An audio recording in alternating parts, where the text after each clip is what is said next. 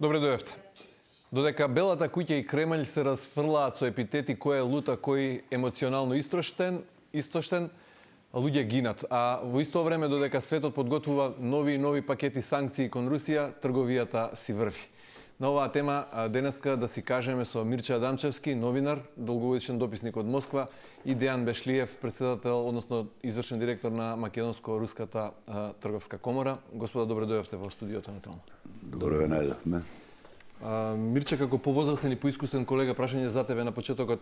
Дел од најавата, како што споменав, Кремљ и Москва остри, Кремљ и Белата куќа разменуваат остри пораки, во исто време луѓе гинат на теренот.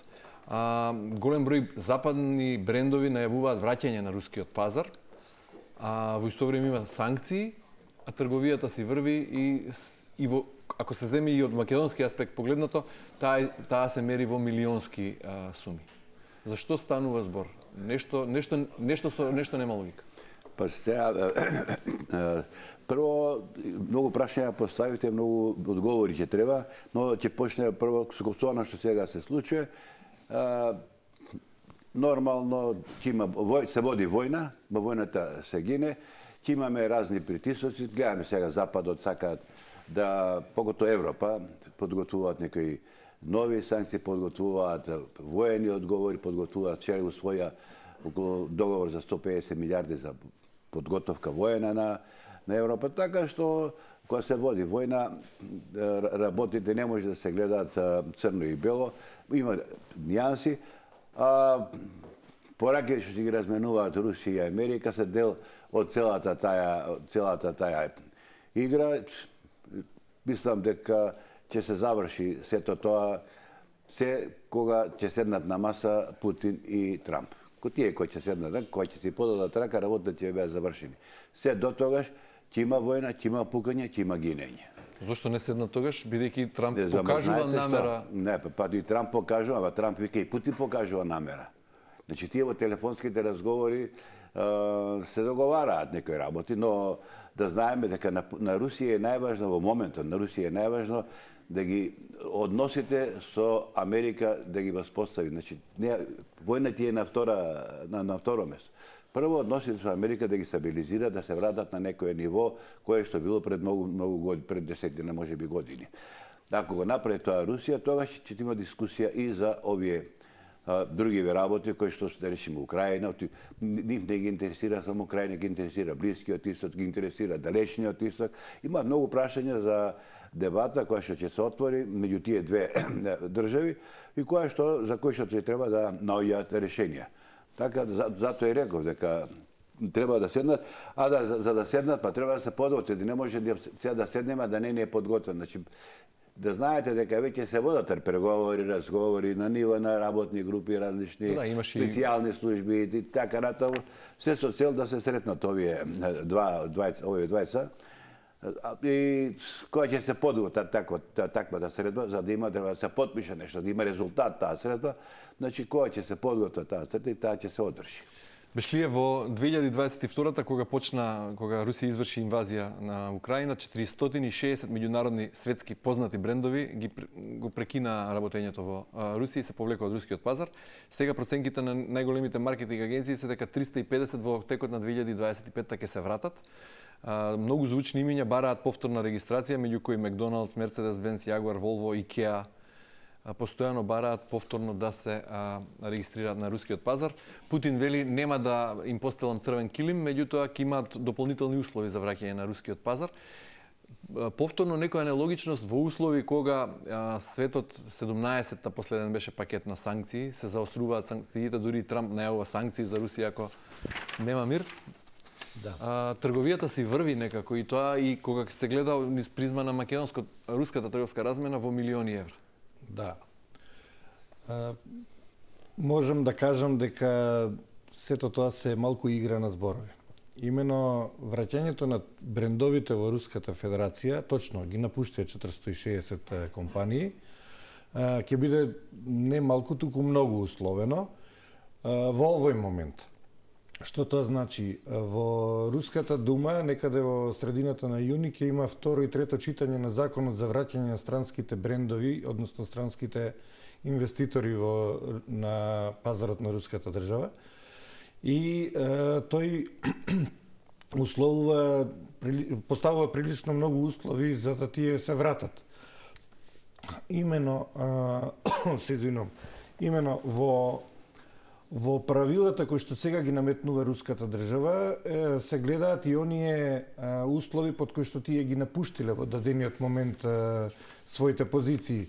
Значи, освен Рено и Макдоналдс, во 2022 година ни една друга странска компанија не направила договор со рускиот партнер, кој останал и го превземал нивниот бизнис, за да во даден момент можат да се вратат. Сите останати се сметаат како фирми кои ги напуштиле своите позиции и при тоа направиле штета врз руските граѓани, односно ги оставиле на улица без работа, без здравствено осигурување и така натаму. Сето ова е предвидено во еден предлог закон како да се санкционира или како да биде условено нивното враќање од страна на Владислав Резник, се вика тој депутат. Од она што јас успеав да го видам, ќе ве прекинам на кратко, ќе се бара да се гарантира локално производство од брендовите кои ќе сакаат да се вратат, трансфер на технологијата и секако отворање на заеднички фирми со руски партнери. Тоа се главните. Да, прво и основно ќе се види под што све тие оставили, која е штетата што е направиле. Значи ќе мора да им се обсигува. Понатаму ќе мора да биде локален партнер, како што кажавте, со тоа што цената на акциите кои што ќе треба да ги купат или да ги дозволат, ќе ја диктира државата. Значи, за да влезат повторно на тој пазар, ќе имаат прилично потешкоти. Но реков, ќе биде игра на зборови, бидејќи мислам дека во овие услови, кои што ги спомена и господинот Адамчевски, кога ќе се постават условите на политичко ниво и овие сега така високи цели, мислам дека понатаму ќе бидат омекнувани, ќе бидат прилагодувани на оно што ќе значи економска соработка, бидејќи едни без други не можат. Факт е дека тоа нема да биде слично на процесот од 90-тите години, кога Русија се отвори за Западот и кога тогаш имаше еден голем наплив со голем ентузијазам освојување на рускиот пазар од страна на западните брендови, но и сега политичката клима е многу нестабилна, се уште се води војна и крајот се уште не е извесен. Дали на овој начин големите светски брендови ризикуваат со тоа што најавуваат враќање или опипуваат пулс? Мислите дека ќе оди сето тоа така брзо? Да си прават тие проценки, нормално никој не може да влезе, се врати назад. Те кажа Бешлиев, Рено и Макдоналдс имаат право на откуп на она што го оставиле, но кога ќе ги видат условите кои ќе им ги постави Руската Федерација, ќе оценат дали треба или не треба да влезат. Во понеделникот Путин имаше средба со бизнисмени, не тие елитните, големите, но со бизнисмени кои што практично го зедоа целиот товар на индустријата која што беше оставена со луѓе. Например, беше посечен пример на Макдоналдс, 80.000 луѓе без работа, 100.000 добавувачи без работа. И руска компанија ги презема нив и ја заживува фирмата, воведува своји нови руски технологии по руски стандарди, ги вработува луѓето им, ги исплаќа сите долгови што ги оставил Макдоналдс и вика сега ако дојде Макдоналдс, вика ние што ќе правиме, вика ако се врати Макдоналдс. Ние веќе сме вложили и во компанија, и во технологии, и закони за нас се направиле специјални, така што ќе биде многу тешко да се вратат. И враќањето кога ќе биде, ќе биде условено. Сега како ќе биде условено, ќе покажат законите. Добро, Бешлиев вели игра на зборови, јас можеби би употребил посилен збор. Дали е на некој начин лицемерие или чиста бизнис логика, без трошка хуманизам или без трошка човечност кога станува збор за војната, причината поради која голем број светски брендови го напуштија рускиот пазар. Еве, во центарот на вниманието еден период беше шведскиот концерн IKEA. Во 2003 ја отвара првата голема продавница во близина на Москва. Во 2024 конечно ја напушта територијата на Русија, иако почнува да се евакуира веднаш после инвазијата руска во Украина. За сега колеги светски новинари, светски мрежи да откријат дека секоја година IKEA бара нова регистрација, да си остане регистрирана во рускиот завод за патенти, да си остане брендот како таков во Русија, за кога ќе дојде моментот да продолжи да си работи таму. За што станува збор? Бизнисот си го бара својот пат, постојано. Тоа што има војна, бизнисот се обидува да се снајде во такви услови. Како што гледате, еве ке да ја земеме и енергенците да ги земеме како пример. Нели сега Европската унија се фали дека ги спуштила набавките до 2%, односно по 2% набавки на енергенци од руската држава. Кој ќе ја погледнете информацијата на Евростат, тие биле 28,1% набавки од Руската Федерација од 2021, сега паднале до 2. Во меѓувреме има еден дел кај што останати набавки, нели, да кажеме Велика Британија, Норвешка, сите они Казахстан и така натаму кои што снабдуваат, и има дел останати. Делот на останати од тој колач од 12% пораснал на 24%. Значи, кои се тие останати?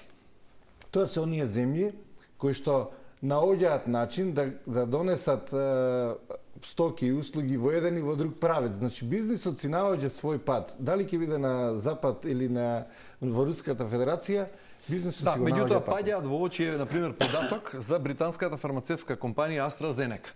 Британија е еден како најлут ривал или непријател на Русија во текот на војната, особено беа гласни во времето на Џонсон, потоа и во премиер кога беше Сунак и сега со Стармер. Постојано Лондон и Москва се наспротивставените страни.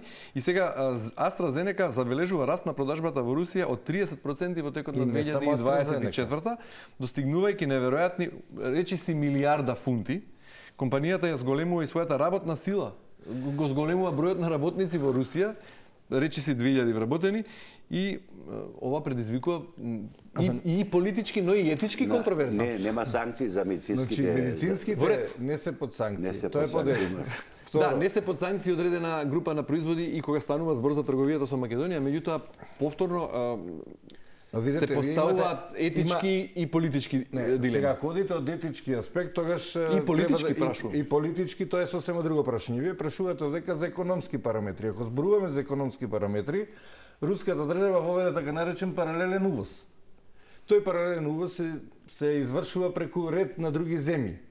Во последниот пакет, од 17-тиот пакет кој што санкции за да не се заобиколува повеќе. Така е, да не се подпадна 7-8 држави кои што Турција, Србија, Казахстан. Но не, Казахстан не може да го. Сега во моментов е Ерменија, Турција, Србија, значи некои земји кои што успеа да направат притисок да не се извезува, но постојат ред други земји, пред се Кина и Индија, кои што им возможуваат увоз на руските стопанственици. Како да ви кажам, не е тоа толку едноставно. И од друга страна, Западот не постигна во овој момент консензус околу 17-тиот пакет на санкции. Значи имаме испротивставување внатре во Европската унија. Зошто? Ако погледнете во однос на земјоделските производи, многу важни се фертилизаторите од Руската Федерација. Биле 26% во 21-ва, пред да почне војната зборуваме, увесот во Европска унија сега се 28%. Значи таму каде што му требало на Западот определена стока потребна за неговите потреби, тој ја увезува. Се постави сега прашањето дали може да се ограничи, имаат бунт од европските земјоделци, бидејќи услугите и земјоделските производи ќе станат скапи. Добро, да се вратиме на македонско-руската трговска размена. Рекордот е поставен, верували или не, во 2022. Рекордна трговска размена. Така е, 223 милиони. Како што никогаш не немале. Така е. Делумно можеби се должи тоа на високите цени на енергенсите што ги увезуваме, меѓутоа факт е дека 2022 ја завршуваме со неверојатни 470 милиони трговска размена. И факт е дека во 2023 имаме поголема трговска размена отколку во годините пред војната. Значи од 2019, 2018, 2017. На овој начин се поставува прашањето дали Македонија го крши ембаргото, дали има санкции, а мора да има бидејќи ја земја членка на НАТО и земја кандидат за членство во Европската унија, или сега тие одредени групи на производи што се ослободени од санкции и ги прават овие суми. Не, тука има неколку одговори, Мирче ќе дозволи. Значи не е така. Прво, Македонија не ги крши санкциите. Добро. Македонија се присоедини со санкциите и тоа ретроактивно од 2014 година се присоедини, иако до 2022 година не ги поставувавме санкциите кон Руската Федерација. Најголемата бројка во номинална вредност, како што истакнувате, е поради тоа што во тој момент цената на гасот, нафтата и така натаму делумно цените се високи, покачија. И затоа се реперкурираше во 2023 година. Она што во однос на санкциите, Македонија не доби санкции од Руската Федерација, доби само времена забрана за извоз на земјоделски производи во Руската Федерација, но останатите производи можат слободно да додадат, дали се тоа преработки, вино, исто како и за западните земји. Значи ние немаме некакви санкции. Од друга страна, зошто е тоа така? Македонија доколку ги погледнете бројките на извоз, има намален извоз. Значи 57 милиони долари беше извозот во 2021, падна на 47. Тоа е. Но ние сме постојано во дефицит кога станува збор за Ние сме търговска постојано во размена. дефицит, ние увезуваме енергенци, ние не можеме никогаш да ги стигнеме тие бројки. Така да тоа е апсолутно јасно дека ќе бидеме во дефицит со Руската Федерација. Но ја намалуваме, за жал, од бизнес аспект ја намалува соработката. А како се случува увозот кога сме во ситуација кога имаме санкции кон Русија? Увозот, ние како правиме увоз? Да. Ние правиме увоз преку трети земји. И тоа што го увезуваме, тоа да речеме енергенците доаѓаат преку Бугарија, преку земји од Европска унија. Повторно етички и политички контроверзи Етика или и не? политика тука не Или може. нема Значи, тука простор? ние не можеме да го проценуваме тоа. Има кој за тоа може да мисли. Ние сега ги коментираме економските показатели, Така. кои што се такви какви се во услови во кои што се работи. Добро, Мирче, каков период пред нас предвидувате со оглед на ситуацијата? Па мислам дека ќе Мислите ли ескалира. дека Трамп се прецени во однос на најавите дека војната ќе реши многу брзо, базирајќи го таа перцепција на неговото лично пријателство со Путин? Путин тука не зборува за пријателство, Путин зборува за рационални интереси. Интереси, значи сите паѓаат од интересите, и Америка и Русија паѓаат од интересите, и Трамп и Путин. Трамп тоа што го кажа дека за 24 сати ќе го реши, тоа беа предизборни нормално изјави. И мислам дека и тој беше свесен дека не може да се завршат работите, па дури потоа и Рубио мислам некаде во јануари или февруари даде изјава дека најмалку 6 месеци треба да се завршат работите, значи тоа е јуни, јули некаде. Но мислам дека ќе допро ќе ескалираат работите, особено што Европа ги подгрева тие, да кажам, амбиции на Украина, таа да почне да бомбардира, се Па еве сега Мерц европска дава поддршка. нова дозвола за употреба на нешто што до сега Па не не беше е тоа дозволено. точно. Прво не е точно. Мерц се ретерираше дека прво изјави дека ќе дадеме сега теорија, меѓутоа вчера ретерираше, ама не, тоа е дадено, значи станува збор за некоја изјава која што била Бајден пред да замине, тогаш американците рекоа ќе дозволиме да се бомбардираат цели надвор од Украина, руски цели надвор од Украина, но нема затоа што знаете што, ако се сеќавате аферата со германските генерали што ги со прислушкувањето што ги патија, па тие тоа дебатира околу користењето на германски ракети за бомбардирање на Русија и вика дека мораме ние наши луѓе да пратиме во Украина, во тие центри и таму да седат или во Германија и тие да ги бидејќи гледаат да одредуваат цели сателитски снимки и така натаму. И русите тоа го знаат и им викаат така, не вика тоа тие цели тие ви ги бомбардираме директно, значи американските, германските генерали или офицери ќе бидат бомбардирани. Тоа значи веќе вклучување на Европа во војната. Европа и сега е вклучена посредно. Иако има и сигурно директно учесници странски од Франција, да речеме од Германија, под прикритие на како експерти или инструктори на руската, на украинската армија, но што е факт и што е нормално, мислам, тоа да има такви инструктори, затоа што користат па нивно оружје. Така што ќе ескалираат работите, ја мислам уште месец, два, понатаму ќе видиме. Се ќе зависи, ви рекав, од ова кога Трамп и Путин ќе седнат на маса. Добро, Бешлиев, имате ли сознание до кога таа времена мерка за извоз на земјоделски производи од Македонија би има ли некакви најави од Москва до кога на пример македонскиот земјоделски извоз би се вратил на рускиот пазар во полн елан? Кога ќе се договорат големите сили за симнување на санкциите, тоа е еден од условите во преговорите на руската држава, бидејќи тие санкции не може да кажеме дека не и пречат, апсолутно и пречат. се манифестираат, на долг рок веројатно ќе се почувствуваат повеќе, иако во моментов руската држава функционира во, да кажеме, економија, функционира во еден воен режим, бидејќи гледате постојано се зголемува буџетот за воената индустрија, скоро дојде до 8% од домашниот бруто домашен производ, значи тоа е некаде во нивоата на советските времиња. И при тоа целата таа индустрија беше, да кажам, на еден начин задвижена за да функционира овој воен режим на економијата. При тоа, за да тоа застане, ќе треба време. Во моментов тие имат инфлација некаде околу 9,9%, што е голема. Има прегревање на економијата, рублјата почна да се покажува многу силна во однос на доларот, што не беше логично. И сега тие проектираат дека се во наредните 6 месеци би било како најоптимален рок да некаде се стабилизира. Но една од причините која што би можела да доведе до такво некое стабилизирање и укинување на тој пакет на тие пакети санкции кои што ќе бидат важни за руската држава.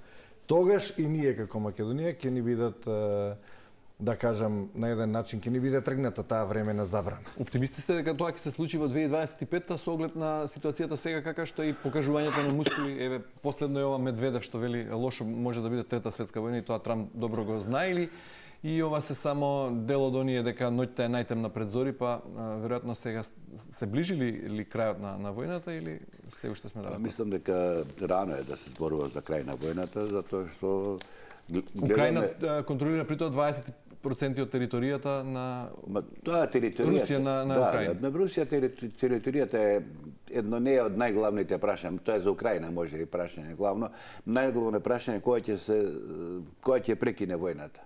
И потоа сега од тука произлегува тој меморандуми што треба да ги подготват Русија и Украина, па Украина гледам им ги пратила на американците да видат што бара Украина, Русија тоа прво, мислам пред крај се веројатно и тие го подготвуваат и ќе видиме ако биде тоа обнародено, ќе видиме што е каде ќе може да се пресечат интересите во онаа точка кај што се пресечат интересите на Русија, на Украина и на Америка нормално и таму ќе престане војната. Сега за да се стигне до таа точка треба време. Колку време ќе биде потребно, јас не можам да кажам, но мислам дека ќе ескалира војната уште еден период, а потоа и ќе веројатно ќе има некоја надолна линија кон смирување на ситуацијата, ама тоа може да биде до крајот на 25-та година. Значи уште војна ќе се води. На САД им беше особено важен договорот за минерални суровини со Украина. Еден услов како база за постигнување на мировен договор, односно за да продолжи тоа сојузништво со Киев. Тоа ќе го знаете што, Украина не е во ситуација да поставува Украина, не е Русија, не е во ситуација да поставува услови во преговори со Америка. Нормално тоа е. Овие се две сили, двете се атомски сили, така што не може една со другите да се уценуваат многу. Но Украина беше и Зеленски се ќе направеше само да ги вовлече американците во игра. Им даде тоа што го бара природни договор што го направи за природните ресурси. Се согласи со со Трамп, со Америка се согласи за 30-дневен прекин, беше Зеленски против 30-дневен прекин, ќе согласи со тоа. Значи се ќе се согласи со Зеленски, само Америка да се вклучи во играта. Па дури едно време намерата на Зеленски беше во војнава да се вклучи директно Америка, да ги вклучи и Европа и Америка. Но гледаме дека и Европа и Америка не сакаат да се вклучат директно, значи да влезат тие се вклучени војната меѓу Русија и Западот, но не се вклучени внатре во фронтот да влезат вакво. Беше ли со одглед на најавите дека повеќе од 300 западни брендови ќе се вратат на рускиот пазар во 2025-та? Имате ли сознание кое тоа звучно име би било што би го претркало на некој начин мировниот договор што Трамп толку го посакува и го најавува? Не сум уверен во тоа. Исто сметам дека најмалку до крајот на 25-та нема да дојде до смирување на ситуацијата, погледнувајќи го и рускиот буџет кој се усвоен за наредни 2 години воена состојба, како минимум во кој што треба се функционира. Која е целта за продолжена војна? Што би добиле тогаш? Повторно ќе дојдеме до тоа, тие ги гледаат своите интереси и од економска точка, не само од геополитичка, и сметам дека сигурно од 25-та нема да дојде до тоа и дека нема да има таков ас кој што ќе го претрка овој мировен договор да дојде на терен. На почетокот на разговорот ви кажав дека се усвојува еден закон кој што само ќе ги усложнува и утежнува тие враќања, кој потоа ќе биде видоизменуван по потреба, но во овој момент тоа не гледам дека е оптимистички до крајот на годината. За жал, меѓутоа така стојат работите. Врз база на кои анализи ги прогнозираат овие работи дека војната ќе потрае, кој е интересот краен на Москва? Покрај оние познати услови, денат... Интересот е, се знае, кој е. Интересот на Русија е... Зошто би траела војната повеќе од колку што... Зошто не би завршила завршила година? Да го реализира она што го зацртала при почетокот на војната. Таа не успеа да го направи, да речеме, она што сите го викат на Западот, да ја промени власта во Украина, да стави своја влада, но освоија територии и смета дека тие територии треба да бидат оставени на Русија и да бидат признаени, да речеме меѓународно да бидат признаени. Имајќи го предвид ставот на Трамп во однос на НАТО, лесно може да се постигне и вториот услов, односно дека Украина нема да не влезе во НАТО. И тоа беше еден од условите. Зошто се одолговлекува расплетот на војната? Тоа е прашање. Па не е само еден, не баре за има крај треба 20 да се согласат. Значи треба 20 да се согласат. И сега таму знаете што? Таму се екстремно спротивставени ставовите и периодите кон целта. Ако е целта мир, рускиот мир изгледа вака, украинскиот изгледа онака. И сега тие двата треба некаде да се совпаднат, затоа ви зборува преска. Кај што ќе се совпаднат, таму ќе биде постигнат мирот. Сега се крајно спротивставени. И затоа тука е Америка, тука е Трамп, кој што треба да посредува. И тој сака да посредува и мислам дека ќе посредува. Бешлиев, Адамчевски, благодарам многу за гостувањето во Да си кажеме. Благодариме.